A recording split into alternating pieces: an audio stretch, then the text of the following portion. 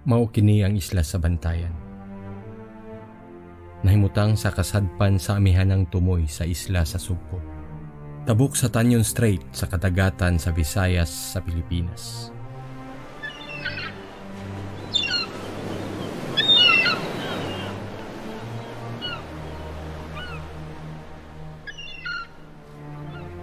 Ang isla sa Bantayan adunay tulo ka mga lungsod. Madredeho sa amihanan,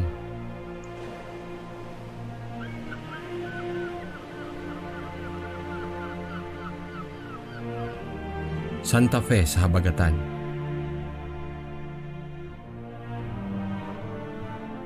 ug ang Bantayan sa tunga.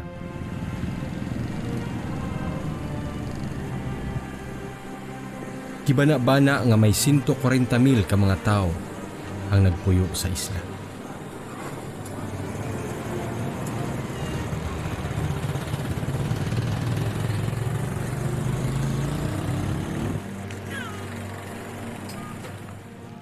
Dagat ang una nga gikuhaan sa pagkaon ug panginabuhi sa mga islahan. Abunda kayo ang kadagatan, bisan pa sa kadaot nga nahimo sa mga illegal nga mga kalihukan. Ay, kuha boss. Natap.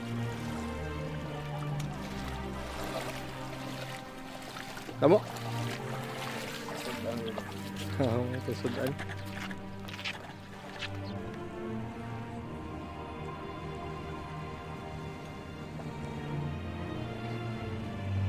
Overfishing,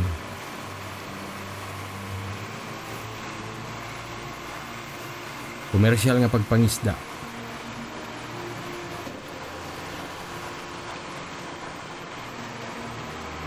korupsyon, basura,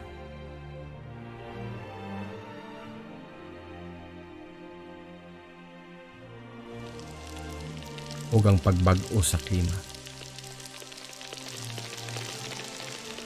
Hangtod karon, nagpabilin nga pagpangisda lang gihapon ang una nga panginabuhi sa isla.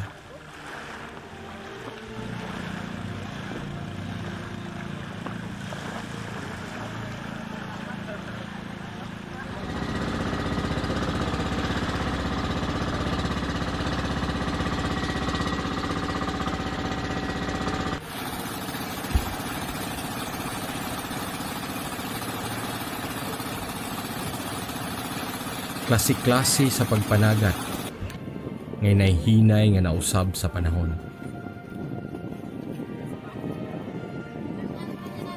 Tungod sa hinay-hinay usab nga kawa sa mga isda.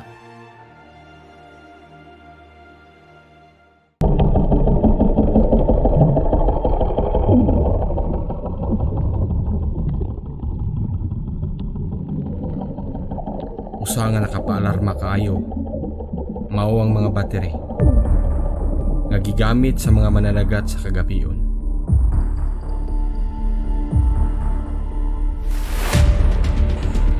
Dako kayong kadaot nga mahatag kini, kay panalitan lang ang kutob sa maabot nga hugaw o polusyon anang gipanglabay nga mga battery sa dagat, wala kini ginapasaylo kundi patal kay nga pagka kuha sa isda sa maong hilog ka sa battery, mo kabat kini siya sa mga 50 kapin kadlaw, una pa ang maong isda mamatay. Or kung mayong pagkaigo gid sa iya, mamatay kining isda ug ang epekto niini ang katong tawo nga nakakaon sa maong isda mo balhin sa iya ang katong gihatag nga pollution sa battery. Mao gani sa maong pag-research makaresulta kini posible dili gidahom sa mga tao nga nasunggo siya o nagresulta ka ng mga bleeding, nagapangluya siya o kahilanaton siya, di ay posible ka to mga causes nga nakuha niya gikan sa pagkaon niya sa isda.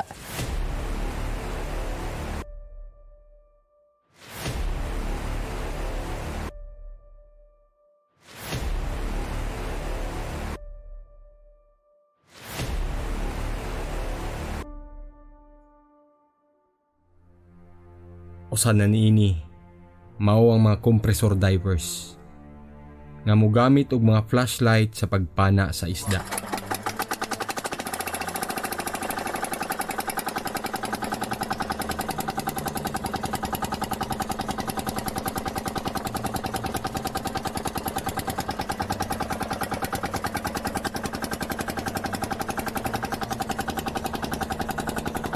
Namugna kining maong klase sa pagpangisda kaniadtong dekada 80. Nagsugod kini sa pagpamana sa buntag hangtod sa paggamit sa battery niadtong dekada 90. Tungod kay musaom na usab sila sa kagabhion.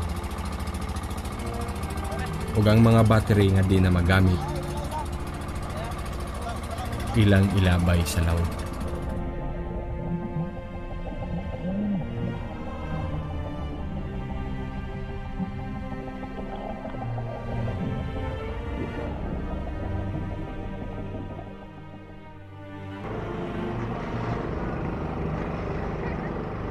Tungod niining mao mga problema, namugna ang grupo sa Goodland ug ang tumong. Mao ang mahimong tulay sa pagmugna og usa ka himsog na palibot.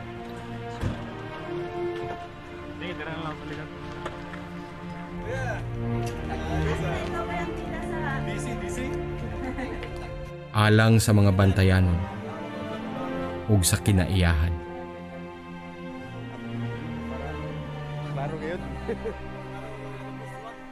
Finding local solutions to global problems, that is the backbone of how we work, because by focusing on solutions worked on by locals and targeting helping their communities on the island, indirectly you can connect that to other places, other coastal communities, other islands beyond our own island. And I think we can't avoid anymore in the present day. We can't deny that we are all connected. So we have, climate change is a real thing. And I think we must all act in our own way, even though such a project that we're doing now, which is just such a small project, could still have an impact, not just locally, but globally. If we talk about the rising seas, about oceans warming up, about the natural disasters coming in, we're all affected by it. So we must start to think that and really embrace that we are all connected to each other.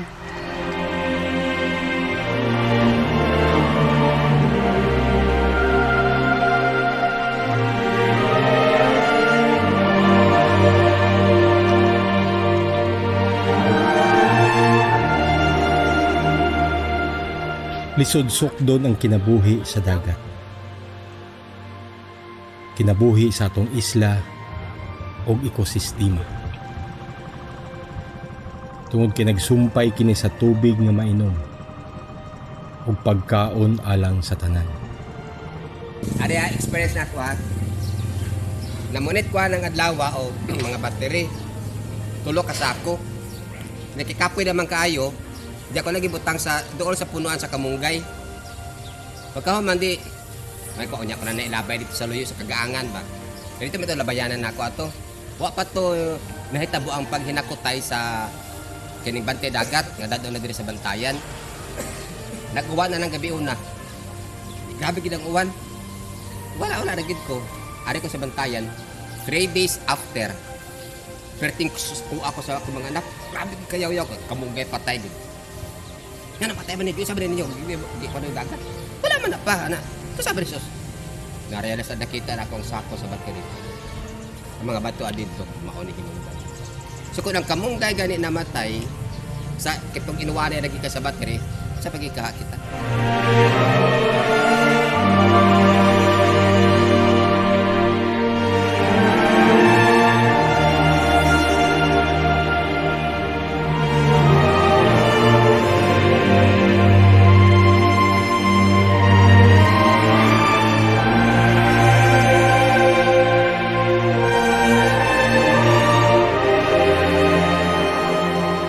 proyekto sa Goodland naghatag og mga hibaw kabahin sa mga problema sa kinayahan.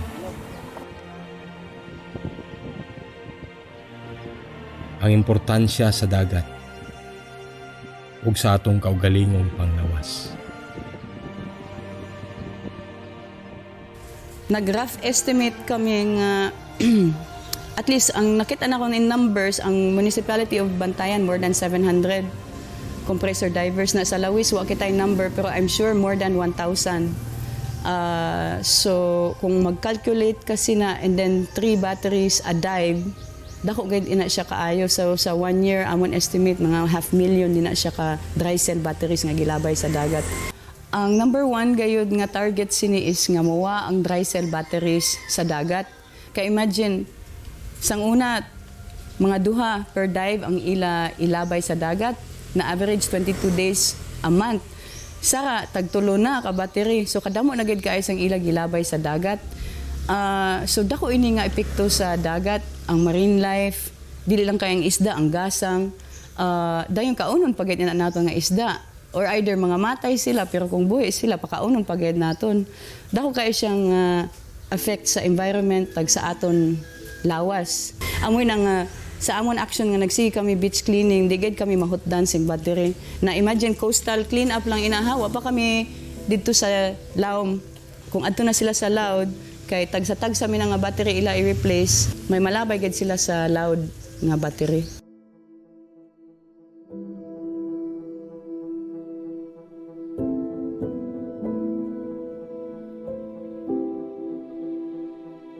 Ining battery project, nagsugod din isang mipalapit sa akon si Ma'am Marta kay regarding sa problema lagi sa mangingisda o sa mga compressor divers sa ila paggamit sang battery. Kay nahibawan namon nga every night gayan sa ila operation maglabay sila itulo ka buok battery ng dry cell nga baterya. So sang una daw walang ni na akong seryosoha kay daw paminaw na akong daw negligible lang gani, daw dili lang siya gani big deal. Pero sanggi tagaan ako'y math ni Ma'am Marta nga for example sa napo ka-divers lang sa usa ka gabi maglabay sila itulo na imo na nga 30. So kung imo na siya inaton sa usa ka semana, usa ka buwan hangtod sa usa ka tuig, kadamo kayo sang malabay nga battery, which is nakita namon sa mga isla sa tabang sa amon mga mga membro lat dito sa Mambacayaw, sa Lipayran, damo kay sila makuha nga mga dry cell nga mapad na dagsa na sa baybayon.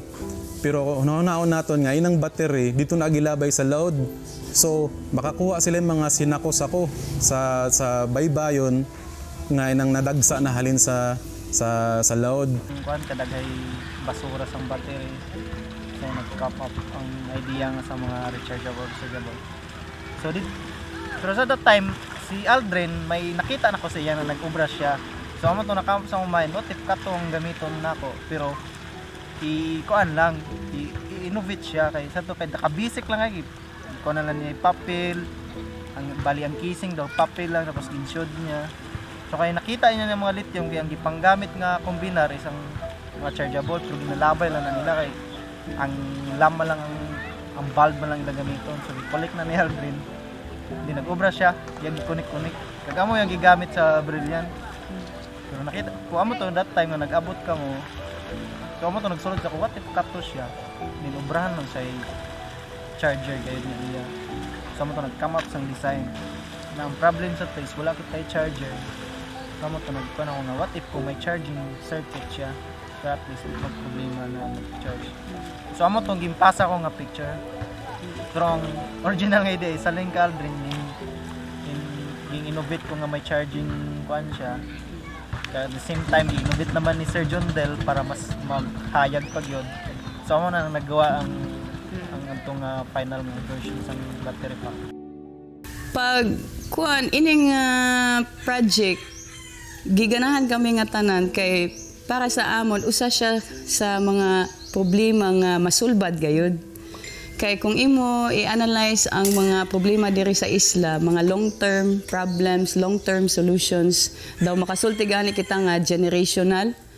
So, na-excite kami nga tanan kay tungod sa ining amon mga amigo na may mga lain-lain nga mga talent, nakakuha kami nga fit guide ini siya nga problem nga ma-solve guide namon.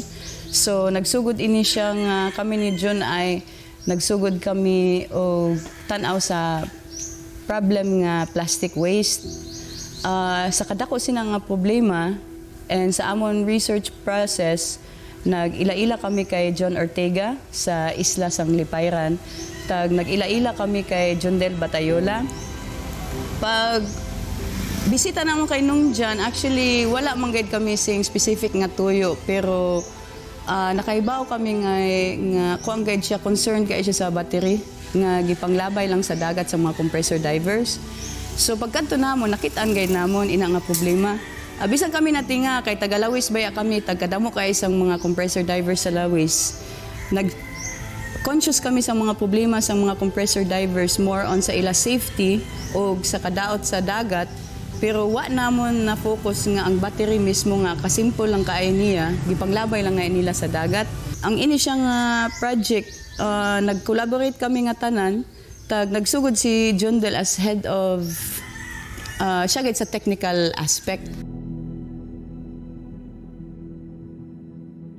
Sa usa ka gabi, upat na 100 na. Oh. Eh, dili na kami man sila mubayad sila. Dili man ka iya. Kung ganyan, ang positive kag negative din ba? Ari gi, markingan namin ni namo no. And then tong may plus, amo ni nga tong sa Igbaw. Ang lapit sa O. Sunod ini siya, ngatuloy siya sa Ilawom. Yung mga gibutangan namon sini para may bawan ninyo din ang positive. Ina ganing may ulbo gani, amo na siyang positive.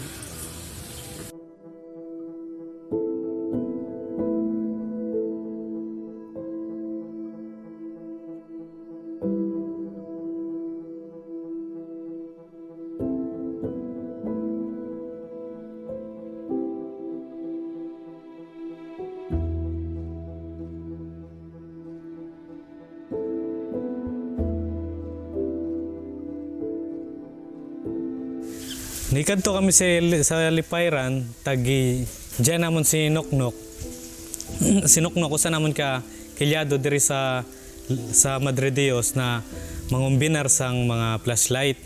So pag diyan namon sa iya na share ang sa ang iya part kundi nakaton lang lat niya tungod lang lat sa iya pagpanagat. Himo niya ang usa ka kumbinar na flashlight sa iya lang lat ma-experience sa pagpanagat niya. So iya gi-share sa pag-distribute lat namon sa Lipayran nagtudlo lat siya anon pag-obra sang sakto na flashlight na nakabase na lang lat sa mga iya experience. Ang nakanindot sa akong trabaho, sa part sa akong trabaho kay ako ang naka-observe sang nano ang jagan tanan sang project, kung nano ang pag-unite sang mga tao. So sa usa sa experience pag kadto namo sa Lipayran pag-distribute sa mga battery, ang part na nagistoryahay tanan ng tao, naghatag sang ilang mga usa-usa ka idea, kadako kayo na impact sa sini na project kay daw lang kami nagtrabaho para sa battery, nagtrabaho lang lat kami sa pagkasinabtanay sa mga tao.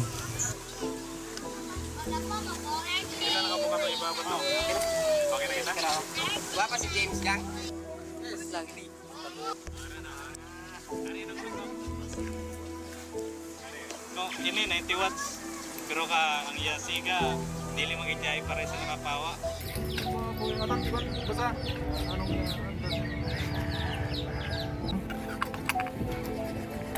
Pero nangita pa man kami design nga pandat. Pray lang, ikuha ninyo ba?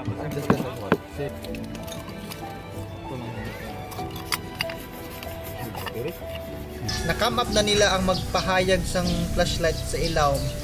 Pero sila na-come up nga pwede ato gani sa sunon ng katong sa rechargeable na mong gamiton sa brilliant.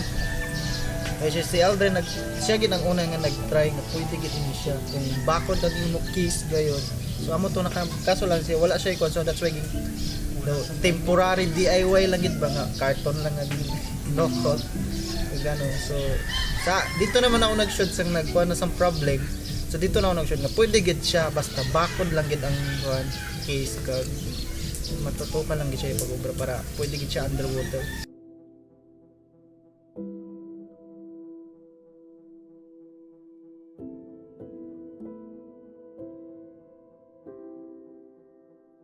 Gitagaan sing kinabuhi ang idea sang usa ka parehas kay Aldrin diri sa isla sang Magpakayaw. Sara kitan sang iba na mananagat na kung ari naman latin siya na amas sini na nagsugod sini na tao. Amo ni naton gamiton kaysa maggamit pa kita sang dry cell. Adlaw-adlaw magpalit, adlaw-adlaw maglabay, adlaw-adlaw magipatay kita sa dagat.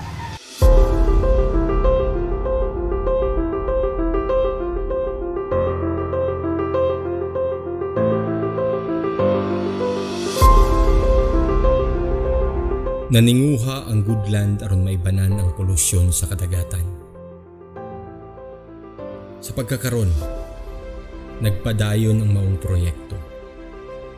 Ang paghimo og mga rechargeable nga mga battery alang sa mga mananagat sa ilang test pilot.